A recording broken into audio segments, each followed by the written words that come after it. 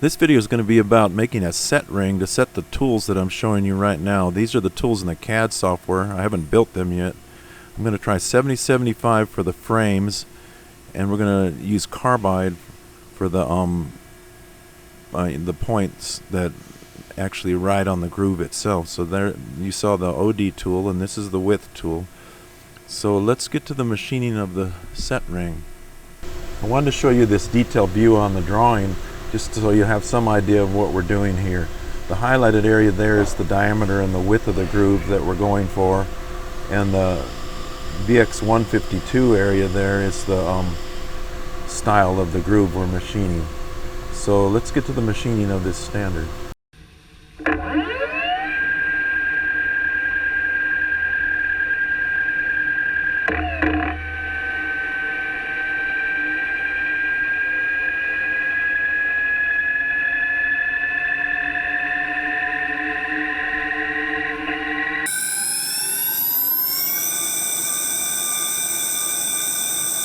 We're going to stop right here and go into a little bit of an explanation. You may have noticed that I was standing off the face cut there, and there's a reason why. Let's draw the basic shape of the groove we're cutting here. There's actually some chamfers right here and here on the groove, but we're going to ignore those for the purpose of this discussion here. Now, when you touch a tool off on the lathe, you're going to touch, normally you cut the OD and you cut the face and you set the dimensions, but in the case of this, let me draw this would be the tip radius of our insert, and this is the insert that we're turning with, and we're going to actually touch it to the center line, touch off the tool to the center line of the insert here, or the center of the radius, I should say. But there's really no real good way to do that on the machine. Even if you did it on a touch probe, you don't know where this is unless you were able to. There's a corner on this CNM or VNMG insert, I should say, and if you could touch that, maybe you could get it to calculate this center line of the insert, and then touch the tool tip and go in the tip radius. And that would be one way to go about it, but I'm just manually touching off the tool, so I got to kind of guess at this, and you don't really know exactly where you are. So I'm more or less standing off of this groove, and I'm going to cut the groove out here somewhere like this, and then I'm going to measure it, but I'm actually measuring back here, of course, because this material on the face isn't here, and I'm going to determine how far I got to set the tool in and move it in X to make my dimensions here. So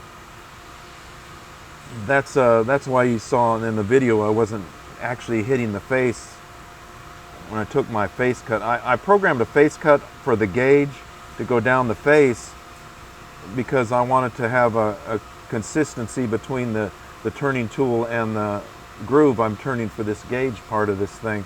But actually on the real part where this groove is, it's kind of shaped like this here, and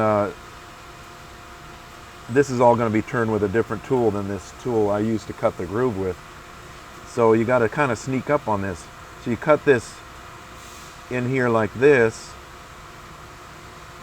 it'll be like that, and you measure it with these measuring tools that I'm going to show you later in this video, and you determine how far you have to move it in X and Z to get it to where you want to hit your target point, which is this imaginary corner right here, because actually the part has chamfers on the two corners of this groove, so you can't actually measure to there. There's nothing there to measure to.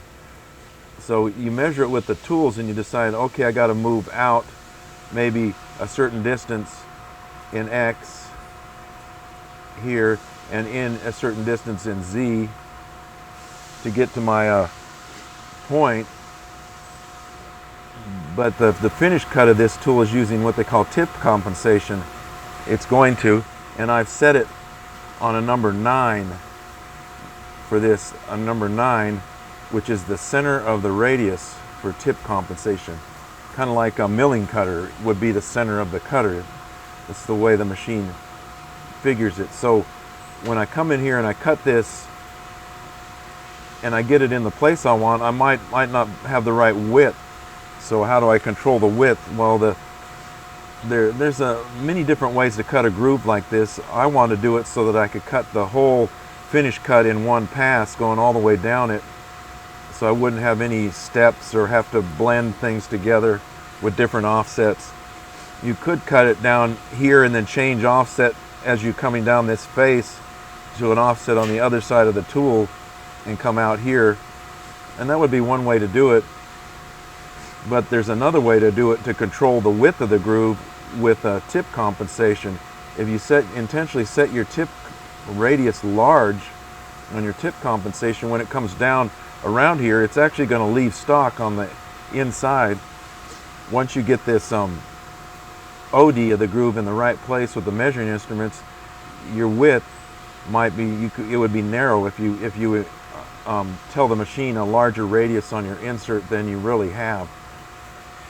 So it's standing off the contour all the way around actually, but you've been offsetting it in X and Z to get this corner in the right place.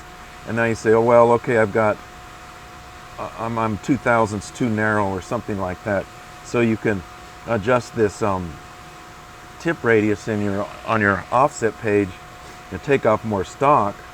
But if you reduce that, you're going to be cutting too high up here, so you got to have to set your X offset back down this direction. So because of this angle, you've got this let's draw a tip radius in here, but we'll exaggerate it so it's big so we can get an idea. You've got this radius of the tool right here, and you've got this triangle in here that's at the angle of the groove. This particular groove is a 23-degree angle on both sides. So this triangle here is going to be, let's blow it up a little bit bigger. It's going to have a 23 here, 23 degrees angle here. And so if we take, let's say we take this and call this 0.001 here, thousandth of an inch. If we get the calculator out and we do this calculation, 0.001 times the sine of 23, we're going to come out with that number there. So this leg of the triangle is going to be 0.00039. I can't write with that calculator there. Okay, and if we take the same calculation, go 0.001 times the cosine of 23 degrees to get this leg, this is going to be 0.00092, okay, thousandths, if you can read my writing.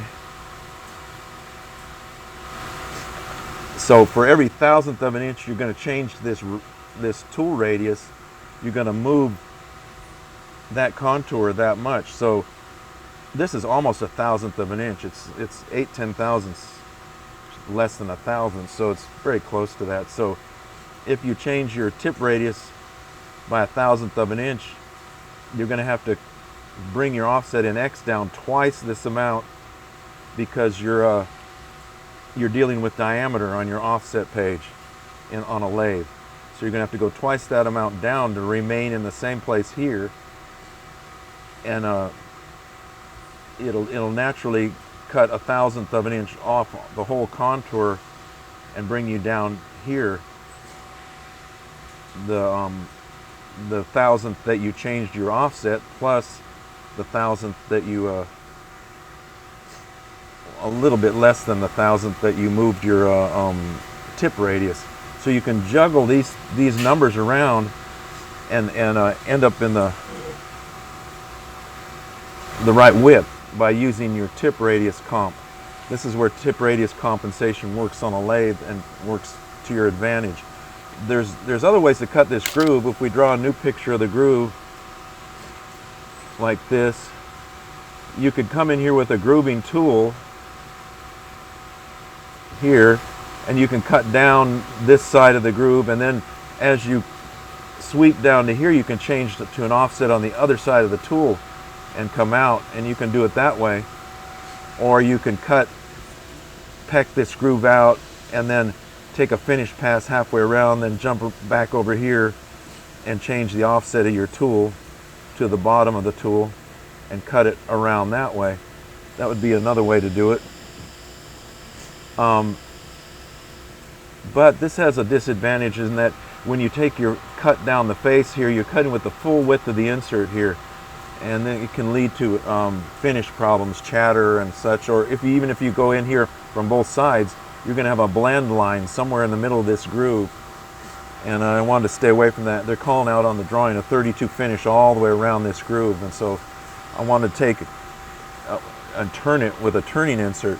So what I'm going to do is come in here with a turning insert like I showed you. If we draw this groove again, and we're going to come in here and take rough passes down here until we get to the bottom, and then take a finish cut all the way around like that. And so that's the way I want to cut it, and I think it'll have better success. Now you'll notice that I had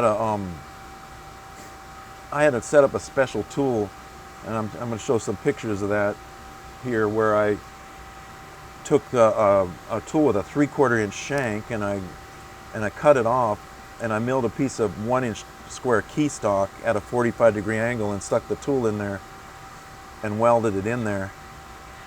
And then I had to mill off the bottom of the tool because, like we said, with this part, this boss is sticking out at the, in the small diameter down there, and you need clearance on it. You'll hit it if you have any kind of tool, a normal turning tool. So the pictures here are of the tool that I made special for this, and then I wanted to cut the gauge with that tool so that I knew it worked. And I also had to put clearance on the bottom of the tool for the radius of the OD of the groove. So that's what this is all about, and we'll go back to the machining now and finish the groove, and then I'll show you the measuring instruments after that.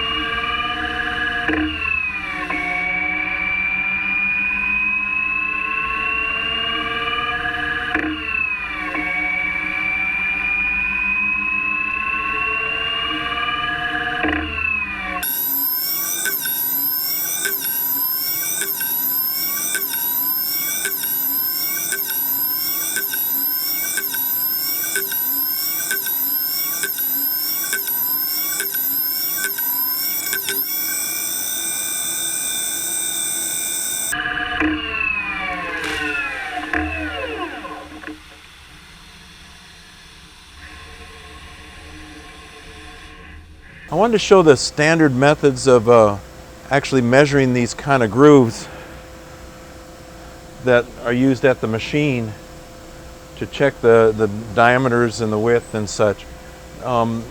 This is the manual that came with these pieces of equipment here, and in this manual they have a chart.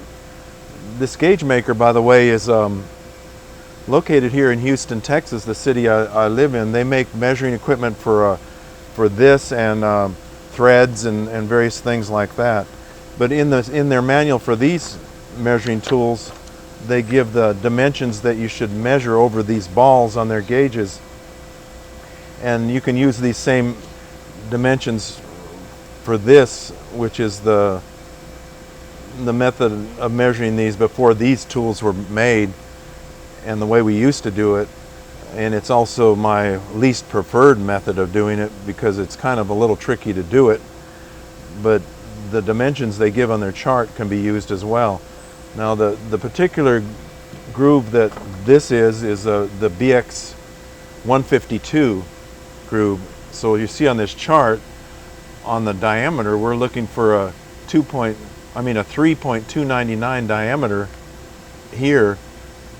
But all these grooves are dimensioned as you'll see on the drawing, when I show you the drawing, that they're dimensioned -0 plus 4 thousandths. So I'm going to make my set gauge to 3.301 diameter on this diameter, and the width is going to actually, the width on the drawing is 2 thousandths below 1/2 an inch, so I want my width to be 1/2 an inch, or 0.500. This dimension here they're giving is for this measurement over their balls of their device that are 72 thousandths in diameter. So in order to measure the major diameter with this tool, you can use this dimension, but you can't get this tool closed together enough to get the width, so you measure the minor diameter and you use this dimension with a tool like this. But with their tools, you measure the diameter and the width just like the grooves dimensioned on the drawing. So we're going to go for for 3.301 diameter with this. Now, the way you used to have to do this before these tools is with this kind of a device where you pull this out and shove it into the groove. It's a little bit tricky to do this. I find the easiest way is to set something underneath here so you can pull this out to the, I'm trying to do this so you can see it here. You pull this out and then you have to set this, a little bit of friction on that, but that's the tricky part. How much do you tighten that screw? And then you pull that shim piece out, so this is, you can shove it down, and you got to get it at the big diameter and then shove it straight down in the groove until you get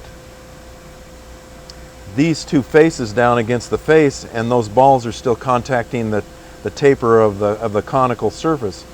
And then you take your mic and you measure over it. It's kind of like using a snap gauge on a bore in a way, and you measure over this diameter here. Oop, if I can get it on there. And you should come out with the dimension you're looking for. I'm having difficulty doing this for the camera. Okay, so I've got about 2 or 3 tenths bigger, but that might be just the way I did it. See, because this is kind of tricky. You have to get this just right and shove it down. And also, I'm dealing with this fold-out table here, and it's got give to it. In the machine, you would normally not have that give, and when you shove it down, you could feel it a little better than I can here. So that might be part of my problem here. More than likely messed it up doing that, but let's just see. See, I'm getting about 2 or 3 tenths bigger than my 3.301 dimension, but I've checked this in other ways, and it's right on the dimension. So with that tool, that's the way you do it. And if you want to check the minor diameter, it's a little bit easier because you can set this thing smaller and then just hold it down and pull it through, kind of like a, you know, like a snap gauge in a bore, and you pull it through, and then you would mic over the balls to set it that way, because you can't get this into the groove because it's too wide that way. So that's the way you use this tool, and that was the way we did it for years before Gage Maker made these tools here. Now these tools, you go by their thing again, their chart, and we're going to set a stack of gauge blocks to 3.301 for the major diameter, which is this. So you got your 3-inch gauge block, your 200 thousandths, and your 101 thousandths. So that's the stack of gauge blocks to set this tool on. And you put it in here. Let's see if I can do this. And you would set a 0 point on the dial indicator there to your reference gauge block stack, and then you stick this in the groove and you pull the fixed anvil against the sidewall and you sweep it through here and read your dial indicator. Okay, that's that one. And then this one, you do it basically the same thing. You're going to set a stack of gauge blocks. In this case, this stack was 1/4 inch plus 141 thousandths. So that if we look at their chart again, we're going for this this setting here on the BX 152 of 3.389, but we're going to add 2 thousandths to that because of the way the tolerance goes. We want to be in the middle of the tolerance, so that's going to be 0.401. I mean, 0.391 for that dimension, which happens to be 1/4 inch plus 141 thousandths, 0.391. And then we're going to set our dial indicator to 0 out on that set of gauge blocks. Let's see if I can do this. Right there. And then it's just a matter of sticking this in there, and you just got to pull the fixed anvil against there and rock it through, get your indicator setting. So these are quite a bit easier to use once you get them set up to measure it than this. This takes a lot of feel for it, and it's kind of tricky to do. So I prefer, of course, these tools, but this is a lot less expensive than these expensive things that are made by Gage Maker. This company happens to be in my hometown of Houston, Texas, and so it's kind of convenient to use these people's products. So that's the way you do it manually at the machine with either these or this. And I also measured this with a CMM, and I'll be showing you that to double check all my dimensions here to make sure that this set ring is accurate, so that I can set my measuring tools that I'm going to make on this ring.